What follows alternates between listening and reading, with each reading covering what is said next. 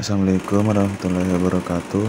Perkenalkan, nama saya Muhammad Abdus Salam dengan NIM 21151.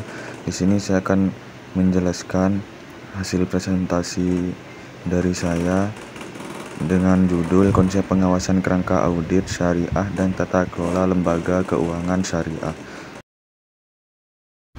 Konsep pengawasan kerangka audit syariah. Yang pertama, pentingnya pengawasan. Pengawasan kerangka audit syariah melibatkan penyediaan audit independen untuk memastikan kepatuhan prinsip syariah dalam kegiatan keuangan. Yang kedua, kesepahaman syariah dan standar. Penerapan standar audit syariah dan memastikan sesuaian dengan prinsip syariah dalam keuangan adalah konsep inti pengawasan ini. Yang ketiga, kepercayaan masyarakat. Pengawasan ini mendukung kepercayaan masyarakat terhadap lembaga keuangan syariah dan memastikan integritas operasionalnya. Tata kelola lembaga keuangan syariah. Yang pertama, keterbukaan dan transparansi. Tata kelola yang baik memastikan lembaga keuangan syariah mengadopsi praktik bisnis yang terbuka dan transparan kepada pemegang saham dan pemangku kepentingan. Yang kedua, etika dan integritas. Tata kelola yang kuat harus mendorong praktik bisnis yang etis dan menjaga integritas dalam mengelola dana nasabah. Yang ketiga, penyaluran dana. Tata kelola yang efisien dalam penyaluran dana memastikan ketaatan terhadap prinsip syariah dan keadilan dalam mendistribusikan dana. Prinsip dan tujuan pengawasan kerangka audit syariah. Peningkatan kualitas. Tujuan utama pengawasan kerangka audit syariah adalah meningkatkan kualitas laporan keuangan dan kepatuhan terhadap prinsip syariah,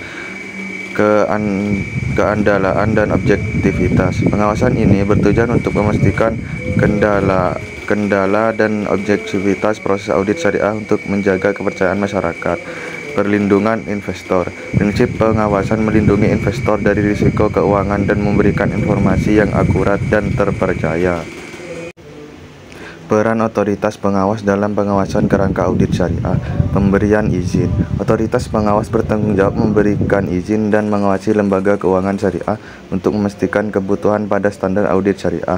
Yang selanjutnya, penerbitan pedoman. Otoritas pengawas menerbitkan pedoman yang merinci proses pengawasan dan klarifikasi prinsip audit syariah. Yang terakhir, pemeriksaan rutin. Otoritas pengawas melakukan pemeriksaan rutin untuk memantau dan mengevaluasi efektivitas pengawasan kerangka audit syariah. Selanjutnya, prosedur dan metode pengawasan kerangka audit syariah. Yang pertama, penjadwalan dan rencana pemeriksaan.